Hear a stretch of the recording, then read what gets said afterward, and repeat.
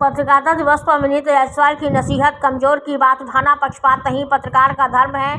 खबर उत्तर प्रदेश गोंडा जिले से है, जहां शनिवार को शहर के टाउन हॉल में आयोजित पत्रकारिता दिवस पर मुख्य अतिथि पुलिस अधीक्षक विनीत जायसवाल ने कहा कि नई पीढ़ी को वरिष्ठजनों से सीखने की जरूरत है। पत्रकारिता में कमजोर की बात उठाना सही है। तमाम सूचनाएं समय से मिलने से कई समस्याओं को तुरंत समाधान हो जाता है, लेकिन कुछ युवा पत्रकार रास्ता भटक गए हैं, जो अनुचित प्रतीत होता है। सिटी मजिस्ट्रेट पंकज वर्मा व एसडीएम सदर जितेंद्र गौतम ने पत्रकारिता दिवस पर पत्रकारों को बधाई दी और कहा कि पत्रकारिता सरकार व आमजनों के बीच बेहतर संवाद है।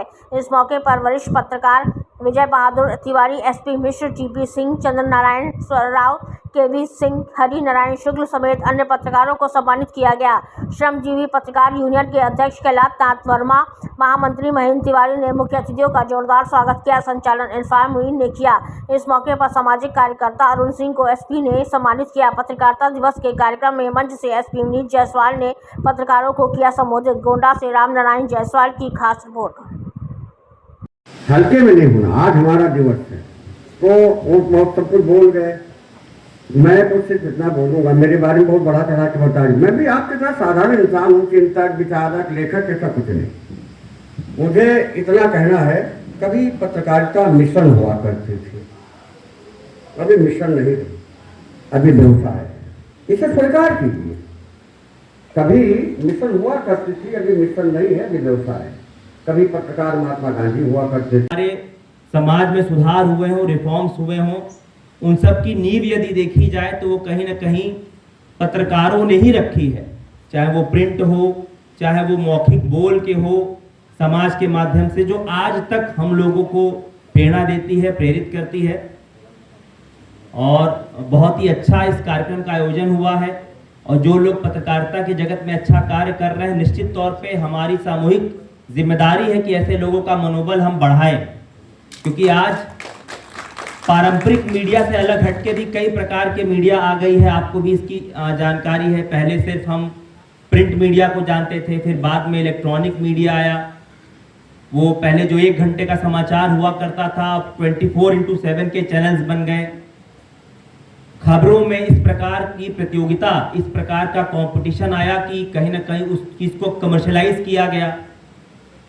अब जो लेटेस्ट चीज है, आप सभी जानते हैं, सोशल मीडिया, कई यूट्यूब चैनल्स बन गए, कई ट्विटर के माध्यम से, कई फेसबुक के माध्यम से, तमाम पोर्टल्स हैं।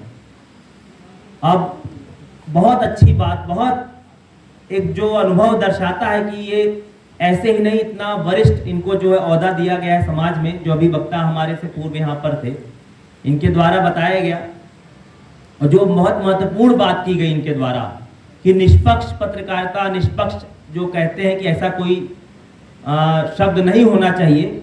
हमेशा जो अच्छे पत्रकार है, सिर्फ पत्रकारों को ही नहीं कहूंगा मैं, ये चीज हमारे सर्विस में, यदि मैं पुलिस विभाग में हूं तो पुलिस सेवा में भी यह चीज लागू होती है कि सिर्फ यह कह देने से कि हम निष्पक्ष कार्रवाई कर रहे हैं काम नहीं चलता। आपको पक्ष लेना पड़ेगा, आपको पक्ष लेना पड़ेगा। जो सही है उसका साथ देना पड़ेगा, जो गरीब है, जो कमजोर है, उसके पक्ष में मजबूती के साथ खड़ा होना पड़ेगा।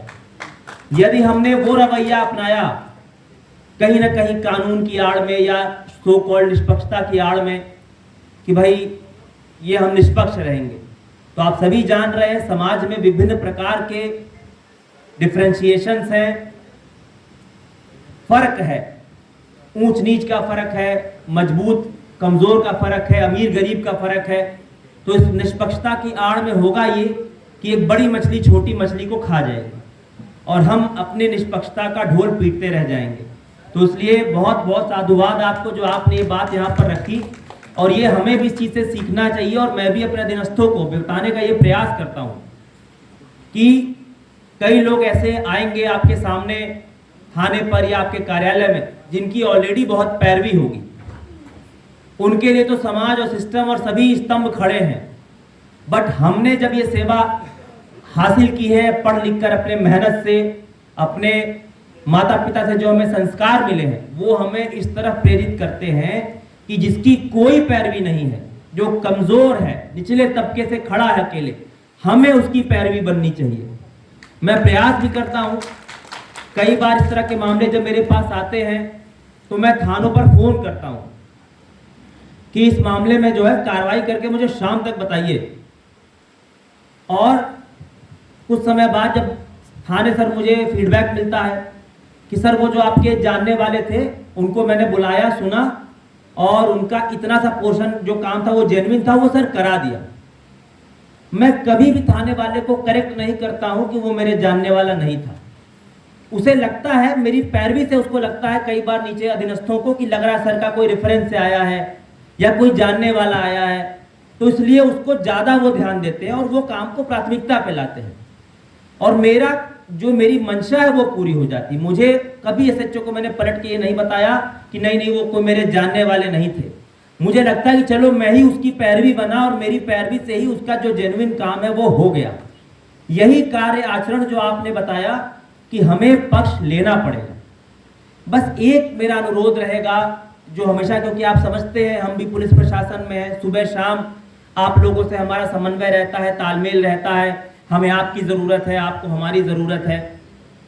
विशेषकर जो नए युवा पीढ़ी के लोग इस तरफ आ रहे हैं, तो ऐसे में सीनियर्स का बहुत बड़ा दायित्व है कि ऐसे लोगों की हैंड होल्डिंग करें, उन्हें ये सारे मूल्य जो पत्रकारिता के हैं, आप लोग उस पूरे कई दशकों से आपने सीखा है, आपने वो अच्छी पत्रकारिता की है, तो जो हमारी युवा पीढ़ी है उनको आप गाइड करें इस संबंध में। क्योंकि जैसे जैसे मैं देख रहा हूं कि तमाम चैनल्स खुल गए हैं, तमाम पोर्टल्स खुल गए हैं, तमाम सोशल मीडिया के प्लेटफॉर्म्स हैं और जिसको देखो वही अपने आगे जोड़ लेता है कि हम पत्रकार हैं। तो उससे क्या होता है कि जो लोग अच्छा काम कर रहे हैं, जो लोग जेन्युइन काम कर रहे हैं, कहीं ना कहीं अगर लोग गलत काम कर रहे हैं तो वो भी उस कटघरे में खड़े हो जाते हैं।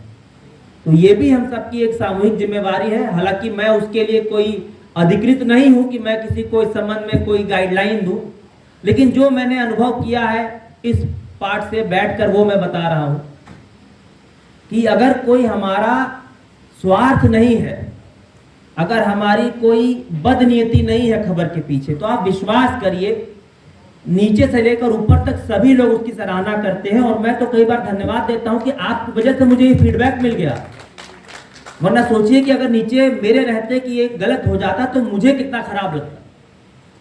तो मैं तो बहुत शुक्रगुजार हूं और बहुत फीडबैक चैनल्स मैंने मजबूत रखे हैं सिर्फ मीडिया के बंधुओं के नाते कि मेरे पास खबर आ जाती है। बट यदि कुछ खबरों में आप विश्वास करिए कि अगर कहीं ना कहीं कोई बदनीति हो, कहीं कोई स्वार्थ छुपा हो, अब मैं नाम नहीं लूंगा, आप भी जानते हैं कि तमाम यहाँ के ऐसे लोग हैं जिन पर सिर्फ यहाँ नहीं, यहाँ पर उनके खिलाफ कोई कानूनी कार्रवाई हुई तो फिर वो लखनऊ चले गए, वहाँ भी उसी प्रकार की गतिविधियाँ शुरू कर दी, फिर वहाँ कई मुकदमे लिखे गए तो फिर वो बाराबंकी में सक्रिय हो गए, उनके खिलाफ वहाँ मुकदमे लिखे गए। और अभी मुझे 15-20 दिन पहले बस्ती पुलिस की तरफ से जानकारी मिली कि वहाँ भी उनके खिलाफ मुकदमे लिखे गए। और इतने मुकदमों के बावजूद भी, उसमें से एक का तो हिस्ट्री शीट भी है, गैंगस्टर भी है, लेकिन अभी भी तमगा उसको पत्रकार के दे दिया जाता है। और कुछ संगठन इस प्रकार के भी है जो लखनऊ से उनकी सिफारिश में फोन करते हैं। तो ये हम सब का सामूहिक एक जिम्मेदारी है कि हमें ऐसे लोगों से अलग करना है अपने आप को। भाई इतना करने के बाद भी उसके साथ वो जो चला आ रहा है वो चीज़ ठीक नहीं है। ये देखिए, मैंने पहले ही कहा कि मैं कोई अधिकृत नहीं हूं कि मैं इस चीज़ पर आप लोगों को कुछ बता सकूं। आप में से बहुत से लोग, जितना मेरी उम्र नहीं उससे ज़्यादा आपका तजुर्बा है, तो आप हमसे बहुत ज़्यादा जानते हैं। बस मेरा यही अनुरोध रहेगा, जैसे हम भी अपने सीनियर से सीखते हैं, जो हमारे वरिष्ठ अधिकारी गण हैं जिन्होंने इस पूरी सेवा में अच्छे कार्य किए हैं, अपने अनुभव से बहुत कुछ सीखा है, वो भी हमारी हैंड होल्डिंग करते हैं, हमें गाइड करते हैं कि इस काम को आप ऐसे करिए, इस काम के पीछे आप ये तरीके से करेंगे तो अच्छा रहेगा, पब्लिक के लिए भी अच्छा रहेगा। तो ऐसे ही मेरा सीनियर जो जर्नलिस्ट यहाँ पर मौजूद है उनसे अनुरोध रहेगा कि जो भी ये युवा पीढ़ी है उसको हैंड होल्डिंग की ज़रूरत है। आप लोग उस पर मेरा निवेदन रहेगा कि ज़रूर ध्यान दें। और पुनः आप सभी लोगों को हिंदी पत्रकारिता दिवस की ढेर सारी बधाई।